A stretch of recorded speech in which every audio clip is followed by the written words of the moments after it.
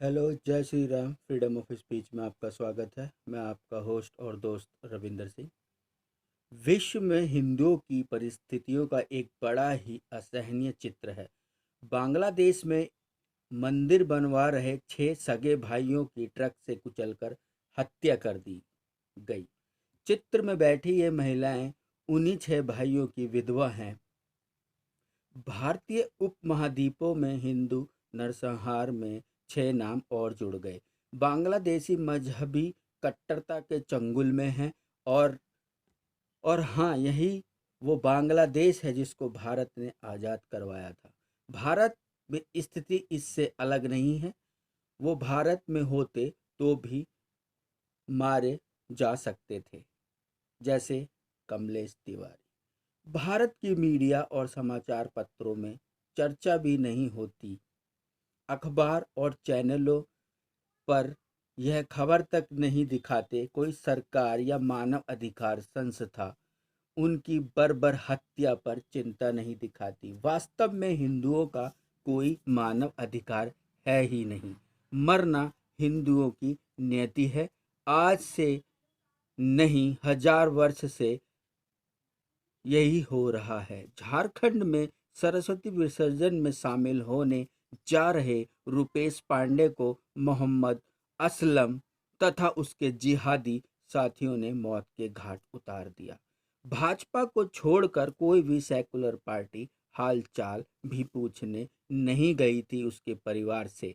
तबरेज चोर के लिए महीनों तक छाती पीटने वाले पत्तलकारों ने रुपेश की हत्या का समाचार भी गायब कर दिया। गुजरात के किशन भारवाड़ को इसलिए मार दिया गया क्योंकि उसने भगवान श्री कृष्ण को श्रेष्ठ कहने की हिम्मत कर दी थी। शिवलिंग पर पेशाब करने वाले को, आशिफ को थप्पड़ मारने का समाचार कई दिन तक देश की मीडिया के में सबसे बड़ी खबर बना रहा। किंतु परंतु किशन भारवाड़ की हत्या की कोई न्यूज़ ही नहीं है, ना ही कोई चर्चा है।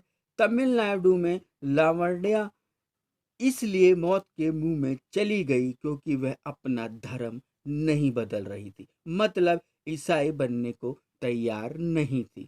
तमिलनाडु की सरकार और पूरा सेकुलर तंत्र खुलकर हत्यारे ईसाई मिशनरियों के साथ आ गया था। जो मीडिया दलित और अल्पसंख्यक का एंगल घुसा देती है, उसने दिल्ली में इरफान के हाथों मारे गए हीरालाल की जाति छुपा ली ताकि मीम और भीम एकता पर आंच न आ जाए। दिल्ली में दंगे हुए हुए हिंदुओं के खिलाफ किए किसने? टोपीबाजों ने किए। सजा किसको मिली? दिनेश यादव को, जिसने आत्मरक्षा में हथियार उठाए।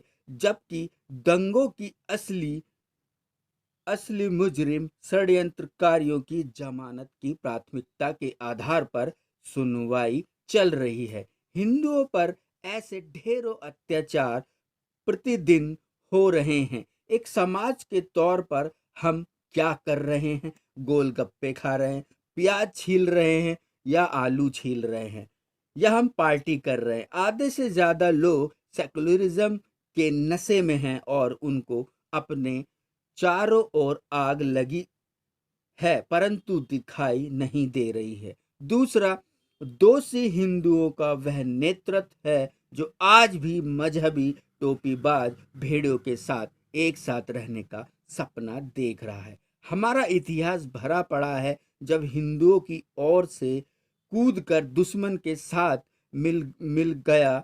उसका एकमात्र कारण है हिंदुओं ने गद्दारों को सजा देना बंद कर दिया है। इतना ही नहीं, उससे घृणा करना, कहीं सम्मान न मिले ऐसा वातावरण बनाना भी बंद हो गया है। इसी का परिणाम है कि इस देश में हिंदू होने के कारण लोगों को मारा जा रहा है।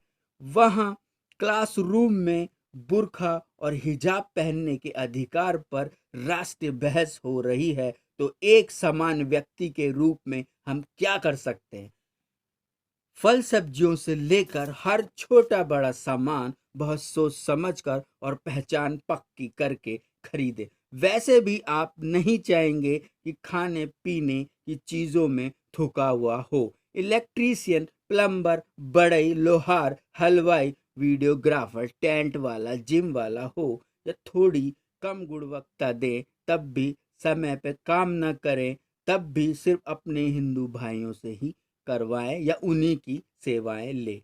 आप हर उस व्यक्ति, समाज का बहिष्कार कीजिए जो हमारे देश, समाज और धर्म पर कुदृष्टि रखता हो। लाइफ साइकिल कॉस्ट लिखित अवधारणा को समझे। ऊपर लिखी किसी वस्तु, किसी सेवा की आज कीमत पर नहीं, बल्कि अपने पूरे जीवन की कीमत से तुलना करें।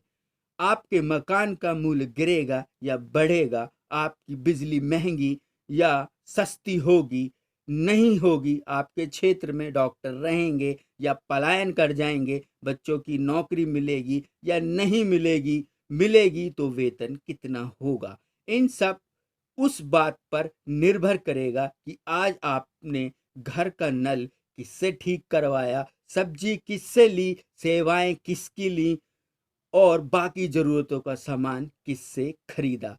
यही निर्धारित करेगा कि आपके बच्चों का क्या भविष्य होगा। ये कंटेंट आपको कैसा लगा, कृपया लाइक, शेयर, सब्सक्राइब ज़रूर करें। जय हिंद, वंदे मातरम।